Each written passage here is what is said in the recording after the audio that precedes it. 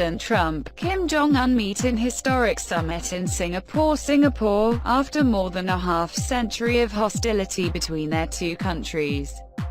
President Donald Trump and North Korean leader Kim Jong Un had nothing but nice things to say when they came face to face to try to strike a deal over the latter's nuclear weapons.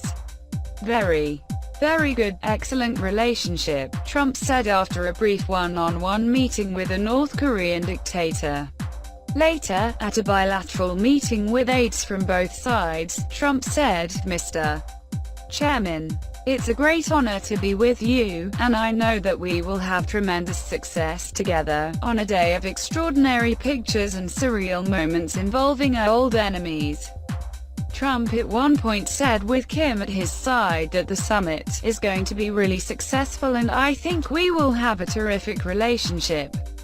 "I have no doubt," Kim told Trump that there were many obstacles ahead of the meeting, but we overcame all. He repeatedly declined to answer reporters' questions on whether he is willing to get rid of his nuclear weapons.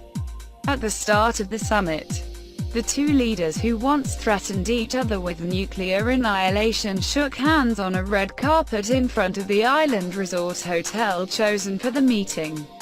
As cameras whirred and clicked, a global audience watched as Trump smiled and grabbed Kim's arm for a photo opportunity that featured American and North Korean flags arrayed side by side behind the two leaders. Trump also took a familiar jab at the press during the summit, as reporters yelled questions during the photo op. Trump told Kim, "The press, they never stop." At one point, reporters overheard a translator, apparently interpreting Kim's words as saying that many people in the world will think of this as a form of fantasy from a science fiction movie.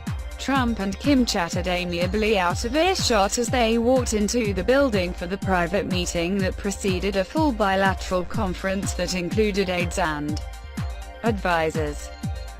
Meetings between staffs and representatives are going well and quickly, Trump tweeted hours before his historic sit-down with Kim. "But in the end, that doesn't matter. We will all know soon whether or not a real deal, unlike those of the past, can happen." In another tweet, Trump denounced haters and losers who said he should not have granted Kim, an autocrat accused of having political rivals, kill the prestige of a presidential meeting without more North Korean concessions.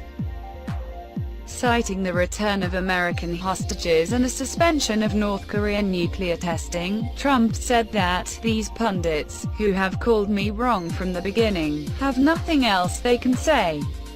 We will be fine." While on his way to meet Kim, Trump also tweeted that White House economic advisor Larry Kudlow had suffered a heart attack and was hospitalized outside Washington, D.C. Some critics questioned the pomp surrounding the Singapore summit, saying it unduly elevated North Korea's rogue regime. David Rothschild, a visiting scholar at the Carnegie Endowment for International Peace, likened the event to Trump's old reality television show.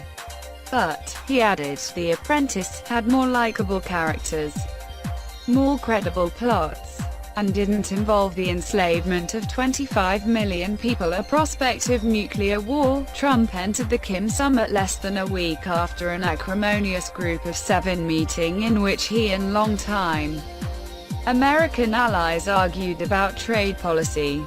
Several commentators on Twitter noted that Trump said nicer things about Kim Jong Un than he did about some U.S. allies. Trump and aides said they did not expect the summit to generate a comprehensive nuclear deal.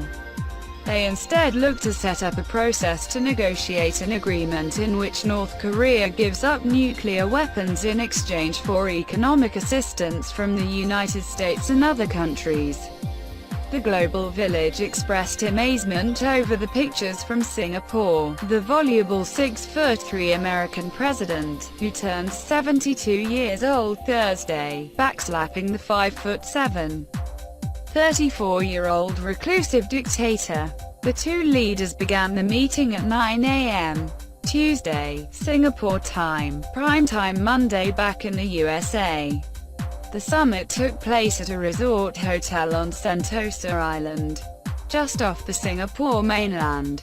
Previously, Trump had derided Kim as "Little Rocket Man" and pledged to rain fire and fury on North Korea if it continued to make nuclear threats. This week, the president said he looked forward to getting to know his new negotiating partner. Kim and his government are developing missiles that can carry nuclear weapons to the USA and have denounced Trump as a blustery, doted. Now they are willing to discuss denuclearization but want the United States and other countries to lift economic sanctions that have damaged their country. Trump and Kim may also discuss the prospects for a peace treaty involving South Korea.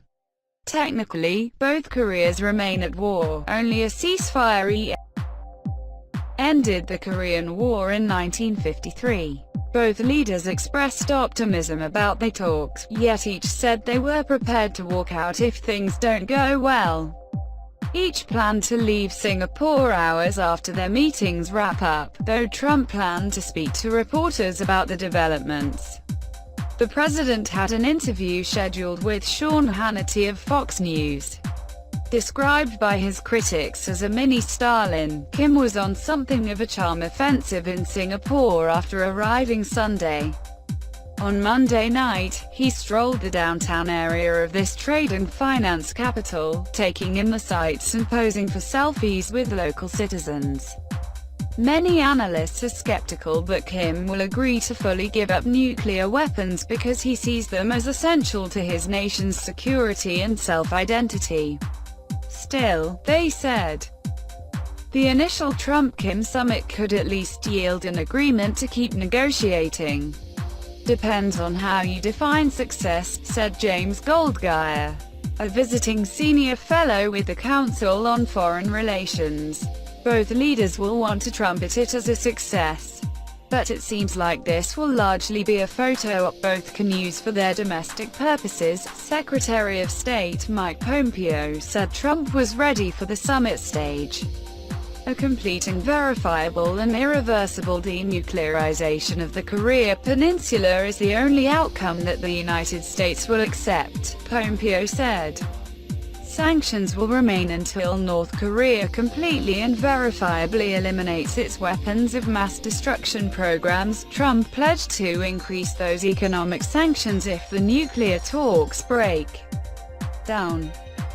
For North Korea, denuclearization involves the United States withdrawing troops from South Korea and pulling back the nuclear umbrella over U.S. allies in the region.